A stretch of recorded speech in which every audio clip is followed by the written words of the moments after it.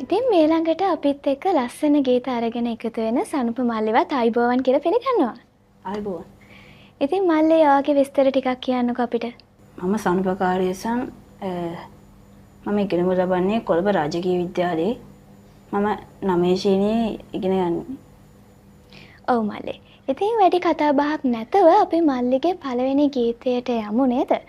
ඉතින් මල්ලි මුලින්ම ගායනා කරන්නේ දසමාසයක් ඔසේ දරාගෙන හිටපු ඒ ආදරණීය අම්මා බුදු වෙන්න ඕනේ වගේම තමයි ජීවිත කාලේ පුරාවටම අපේව හිතේ දරාගෙන ඉන්න ඒ තාත්තත් මතු බුදු විය යුතුයි.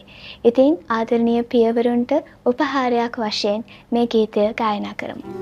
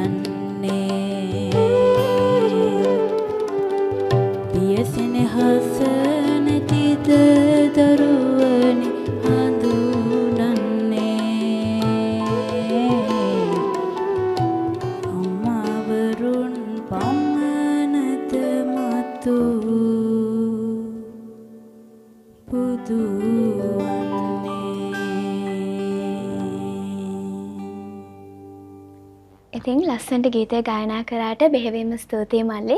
මම දන්නවා පුතුන්ගේ ජීවිතේ වීරයා තමයි තාත්තා කියන්නේ. ඉතින් මල්ලි, ඔයාගේ තාත්තා ගැනත් වචනයක් කියමු.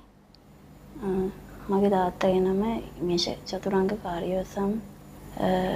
ඔහු ඉංජිනේරුවේ. ඔහු මහවැලි අධිකාරියේ නියෝජ්‍ය අධ්‍යක්ෂකවරේ. ඔහු තමයි මට මේ සංගීත විෂයේ හොඳින් ගැනීමට බොහෝසේ මහන්සි වුණා. ඔව් අනිවාර්යයෙන්ම. ඉතින් අපි දන්නවා කතා කරේ නැති වුණාට ඒ ආදරේ හිතේ තියෙනවා කියලා. ඉතින් බෙහෙවින්ම ස්තුතියි මල්ලි, අද අපිත් එක්ක එකතු වෙලා ගීත ගායනා කරාට. ඒ වගේම අද දවසේ කැකුළු කදේව ලස්සන කරන්න අපිත් එක්ක වාදනයෙන් ගායනයෙන් එකතු වෙච්ච සත්සර සංගීත කලා ආයතනයේ අයියලාට බෙහෙවින්ම ස්තුතියි. වාදන ශිල්පීන් වගේම ගායන ශිල්පීනුත් අපි අද දවසේ දැක්කා.